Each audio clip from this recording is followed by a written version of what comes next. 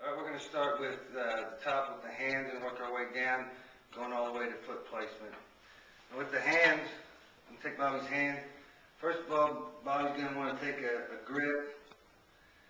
We want him to wrap the bar, squeeze the bar. You want to don't wrap your thumb. He's literally going to squeeze the bar as hard as he can, create what they call it a turgor here, turgor force through here.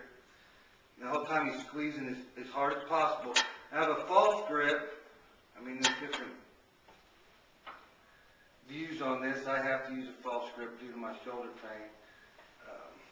Dave Tate recently did a short video on how the false grip is actually quite beneficial if you have a pec problem, for instance.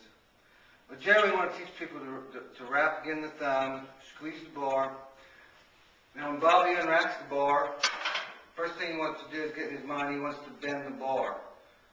So actually, feel as though you're bending the bar. All right. Then when Bobby's going to lower the bar, he's going to still bend, and that's going to cause his elbows to come in. Say press, he's going to shove up. Do another rep. Bending the bar, elbows in, and rack it. So that's proper hand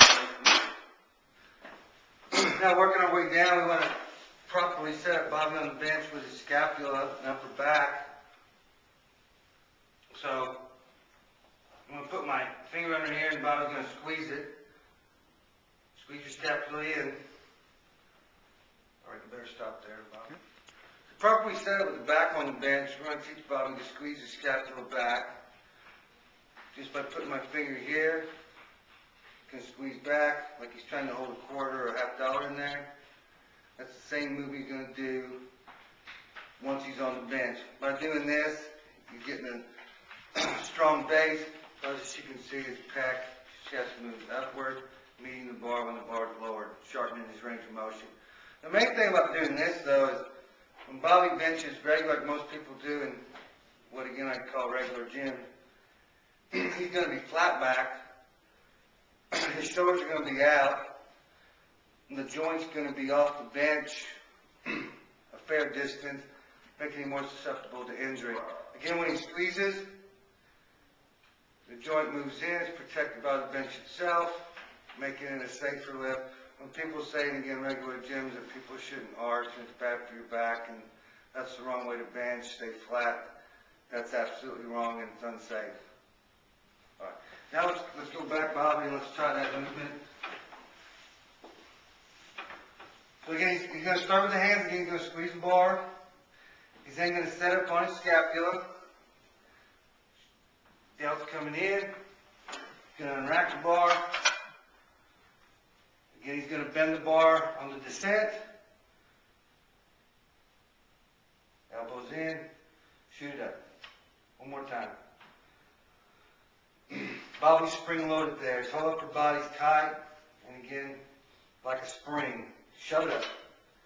All right, rack.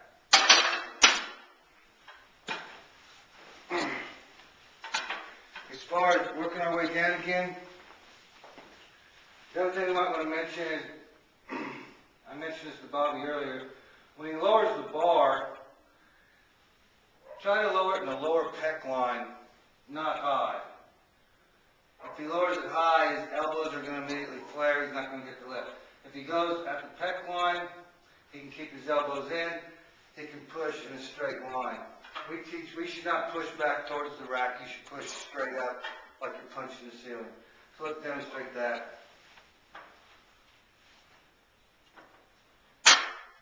You can go through the steps. There you go, one more time. Elbows in, bend the bar, do it one more rep. There you go, rack. Again, working our way down. We're now down to the legs. We want legs to be tight. The bench is actually a whole body lift. It's not an upper body lift. You should use your legs. Generally, I say keep your feet flat on the floor. Some people bench off the tip of their toes, whatever you're comfortable with. But get in a position where when you're benching, this is flexed. We can demonstrate that. Now, body set up properly. Get up on your scapula. Now, I want you to pull this back until you're about 3/4 of an inch off the ground. When the bar is lowered, go ahead and lower the bar with proper form. I'm going to want him to drive down through his heel, and I can give him the command of heel, and he's going to push down through the floor, through his heel. It's going to cause all this to flex, go up through his body and out the bar. Lower the bar, heel. Drive your heel down to the floor. Heel. There you go. One more time. Heel. Good. Rack it. Done. That's good.